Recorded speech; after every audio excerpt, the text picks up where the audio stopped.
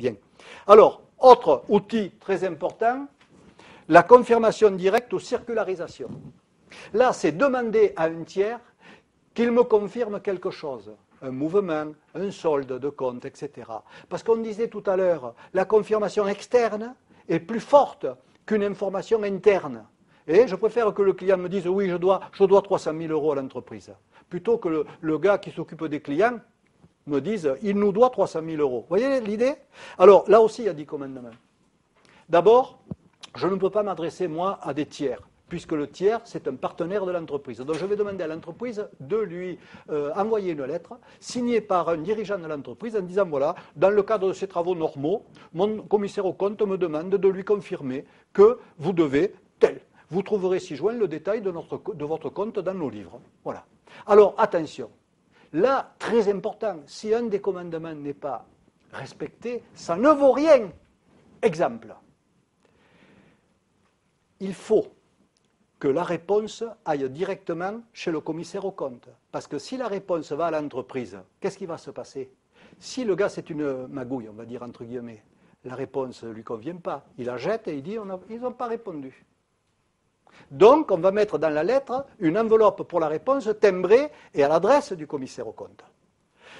Le commissaire, donc c'est l'entreprise qui tape, mais c'est le commissaire aux comptes qui choisit les clients et qui choisit exactement la date de confirmation. Mais c'est le commissaire aux comptes qui doit poster les lettres. Pourquoi? Parce que s'il y a une lettre qui ne lui convient pas, le gars de l'entreprise qui va la poster, il va la poster dans la poubelle. Et il dira, ils n'ont pas répondu. Dans l'enveloppe qui envoie la demande au client, par exemple, parce que là, le champ d'application est très vaste aussi, c'est très intéressant.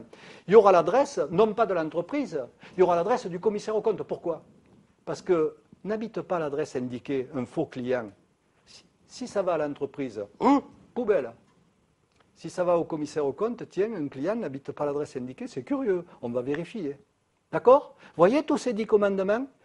Pour vous donner l'idée sur nos outils. Et je vous assure, c'est intéressant. Hein? Bien.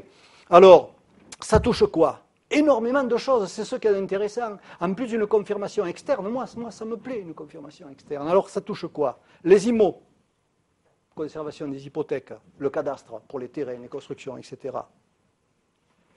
Les titres qui sont gérés par des tiers, la banque, des organismes financiers, les stocks qui sont en dépôt. Est-ce que vous avez bien, sur cette entreprise, telle et telle et telle et telle machine en dépôt? Oui, je les ai chez moi. Bon, ça va. Ah non, je les ai rendues il y a 6 mois. Ah bon, tiens, curieux. Où elles sont, etc. Les créances et les dettes pour les fournisseurs. Est-ce qu'on vous doit bien ça? Ah non, vous m'en devez beaucoup plus. Ah bon? Est-ce qu'il ne manquerait pas une facture dans la comptabilité? Ou le gars dit oui. Ah ben ça va, c'est bon. Il confirme. Les clients, est-ce que vous me devez bien ça? Fournisseur, est-ce qu'on vous doit bien ça? Le client, est-ce que vous me devez bien ça? Voilà la liste. Et le gars dit non, je dois la payer. Ou le gars dit non, je suis en désaccord, ça j'ai refusé, j'ai rendu les marchandises, etc. Les banques, pour avoir les cautions, les garanties, les signatures des chèques, les signataires autorisés, les assurances, pour savoir comment on est assuré dans l'entreprise, les avocats, quels sont les litiges qui sont en cours, est-ce qu'on les a bien provisionnés, etc. Vous voyez? Très important comme outil. D'ailleurs, le commissaire aux comptes qui est dans sa mission ne ferait pas ça, ferait une faute grave si jamais il était pris en défaut. Mais ça a aussi des limites. Il peut être sûr de rien. Quelles sont les limites? Il y en a 2. Le gars, il ne répond pas. Il n'est pas obligé de répondre à une lettre de l'entreprise. Il ne répond pas. On le relance. C'est prévu dans les 10 commandements. Il ne répond toujours pas. On ne va pas y envoyer la police. Ben, il faut d'autres outils pour savoir si c'est bon ou c'est pas bon. Première limite. Deuxième limite, beaucoup plus grave. Le client vous dit, oui, je dois 500 000 euros à l'entreprise. Oui, je les dois. Mais on ne sait pas s'il est solvable, si vous ne les payez pas. C'est qu'il manque une provision.